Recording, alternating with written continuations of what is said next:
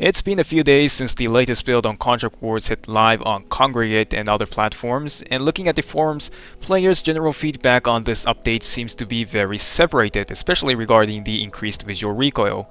To everybody complaining, I'm sad to say, but there's pretty much zero chance that the recoil effect will be reverted back to original.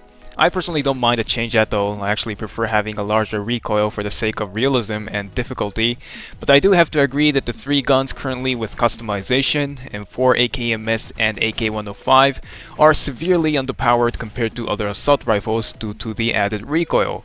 I'm really not sure why the dev team didn't release the visual recoil for all the guns at the same time first, or after adding the customization for every weapons to ensure a fair game balance.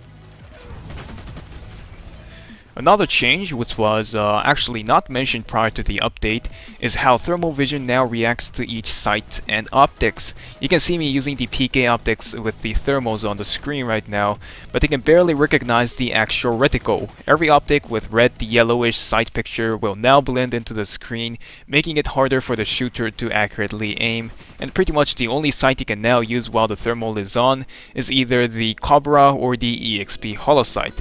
This was a big surprise for me, and a disappointment as well, especially because our clan just recently unlocked the thermal vision.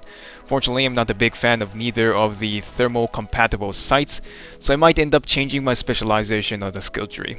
Oh well, what's done is done. All we can do is to accept and get used to the changes. I have a little more gameplay with the AK105 attached with the PK optic and the MSM compensator to further reduce the recoil. I should also mention that I had extra 10 damage from the PHP ammunition, so that's probably why enemy seems to be dropping down quite easily. Enjoy watching the rest of the gameplay, and I'll see you guys in the next one.